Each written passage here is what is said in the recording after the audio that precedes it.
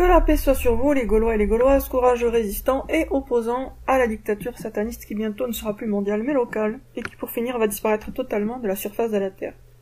Je viens d'avoir eu une discussion avec une amie qui a été en contact avec plusieurs personnes qui croient être le Mahdi. Moi aussi j'ai été en contact avec des personnes qui croient être le Mahdi, donc on a du coup au final à nous deux pas mal d'expérience.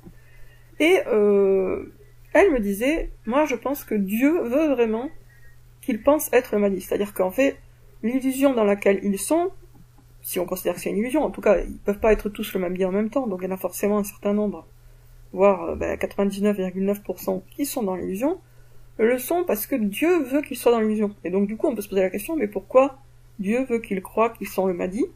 Et d'après moi, la réponse, elle est assez simple, en fait, c'est que les gens qui pensent être le Mahdi, qui pensent sincèrement être le Mahdi, vont parler du Mahdi, parce qu'ils osent pas dire clairement le Mahdi c'est moi, et donc du coup ils en parlent, peuvent être justement importants pour le vrai Mahdi. C'est-à-dire qu'en fait, même si la plupart des gens se trompent quand ils parlent du Mahdi, en ce sens qu'ils croient être le Mahdi alors qu'ils ne le sont pas, eh ben ça les empêche pas en fait de trébucher ou de révéler ou de déterrer des points importants sur le vrai Mahdi.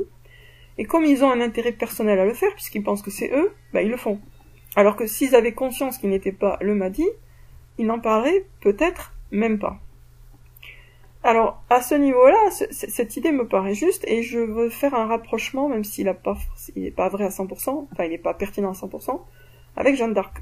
Jeanne d'Arc, pendant son procès, elle croyait vraiment que Dieu allait la sauver. Elle n'avait pas conscience au début du procès que ça allait finir pour elle sur un bûcher. Hein. Vraiment pas, et ça se voit très bien dans le procès. Donc, pourquoi elle l'a cru? Parce que Dieu a voulu qu'elle le croie. C'était une illusion, mais c'était une illusion bénéfique. Alors pourquoi c'était bénéfique? Parce que comme ça, elle a pu tenir tête avec énergie, courage et optimisme aux hommes d'église qui la cuisinaient, qui lui posaient des questions. Si elle avait compris dès le départ qu'elle allait finir rôtie, elle n'aurait probablement pas répondu avec la même énergie, la même foi, etc. et le même défi, hein, parce qu'elle était assez rentre dedans avec eux. Alors elle les a bousculés, quoi. Donc elle était dans une illusion, oui, mais c'était pas une illusion venant du diable, c'était une illusion venant de Dieu pour que le procès se déroule comme il devait se dérouler et que ensuite il inspire des générations et des générations, parce qu'il y a eu un énorme impact sur beaucoup de monde, ce procès de Jeanne d'Arc, dont on a tous les actes. Donc les gens qui pensent sincèrement être le Mahdi, sincèrement, ils pensent vraiment qu'ils sont le Mahdi, ils le croient sincèrement, et qu'ils sont croyants. C'est pas une illusion, alors c'est une illusion qui, après quand ils vont s'apercevoir qu'ils se sont trompés, ça va être forcément un peu désagréable, mais ils n'ont pas été tenus dans cette illusion par le diable, mais par Dieu. Parce qu'il y avait un intérêt à ceux qui le croient, un intérêt pour eux certainement, mais un intérêt aussi et surtout peut-être pour les autres. Alors après, il y a des gens qui se prennent pour le Mahdi et qui du coup sautent du haut de la Kaaba et s'écrasent par terre. Là, clairement, vu le résultat final, on peut être à peu près sûr que l'illusion vient du diable. Mais c'est pas automatique. Donc en fait, il y a des gens qui se prennent pour le Mahdi et ils se trompent de bonne foi. Et c'est Dieu qui les trompe, hein, d'une certaine manière, parce qu'il leur envoie des signes, etc. Donc en fait, eux, ils se fient à leurs signes. Donc du coup, on peut pas tellement leur reprocher de se tromper, puisque ils se fient à des signes. Et s'ils se trompent, c'est pour une bonne raison, c'est-à-dire qu'il y a un bon but derrière, ça c'est le but de Dieu, qui les utilise pour son plan, et puis c'est normal, on est tous de toute façon les instruments de la volonté de Dieu. Le but étant d'attirer l'attention sur le Mahdi et sur certaines caractéristiques du Mahdi.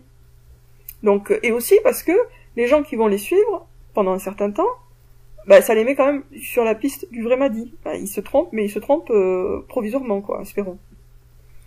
Et inversement, les gens qui prétendent être le Mahdi, mais ça résulte sur soit un suicide, soit de la folie, soit des gens complètement égarés qui persistent à les suivre jusqu'au bout, et donc qui finiront, du coup, logiquement par suivre Dajjal, là c'est inspiré par le diable. Donc en fait, dans les faux Mahdi, il y en a qui sont inspirés par Dieu, même si ce sont des faux Mahdi, et il y en a qui sont inspirés par le diable. C'est pas automatiquement le diable qui les trompe, ça peut être Dieu.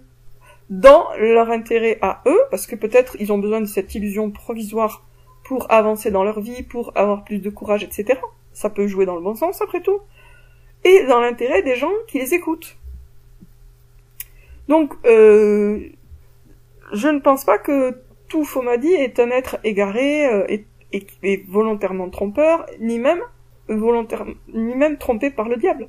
On peut être un faux madi et être trompé par Dieu. De la même façon, enfin, d'une façon un peu comparable, Jeanne d'Arc a été trompée par Dieu quand elle a cru qu'elle allait sentir vivante. Et ça n'a pas, ça ne remet en rien en cause sa valeur. C'est juste que, voilà, c'était le plan de Dieu. Elle a été informée d'une partie du plan, mais pas de tout le plan, parce que c'était pas souhaitable qu'elle soit informée de tout. Elle a compris qu'elle finirait sur le bûcher vers la fin, quoi, au moment où ça devenait imminent. Donc tout ça pour dire que tous les faux madis ne sont pas jetés à la poubelle, c'est pas aussi simple que ça. Mais par contre, ce qui est sûr, c'est que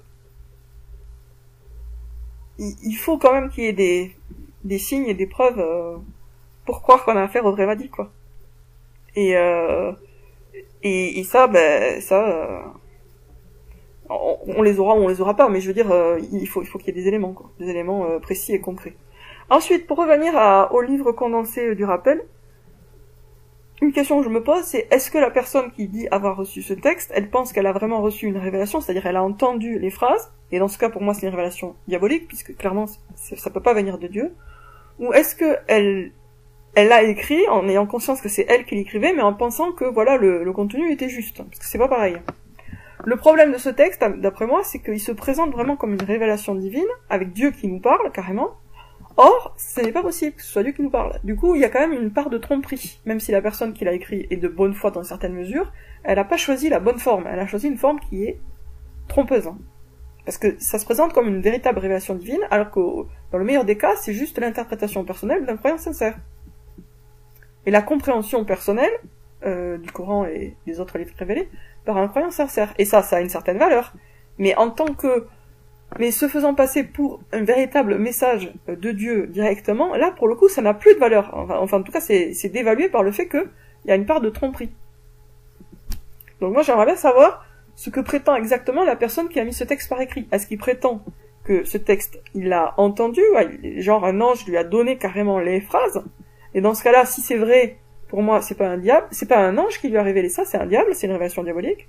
Ou alors, est-ce que c'est il a concocté ça avec son propre cerveau parce qu'il pense que c'est juste, et dans ce cas-là, ça peut avoir une certaine valeur en tant que texte émanant d'un croyant, mais il y a un problème, c'est que il trompe le public en faisant passer ça pour une véritable révélation, parce que ça se présente comme une véritable révélation. Voilà, donc c'était quelques considérations de plus sur les faux madis. À bientôt les amis.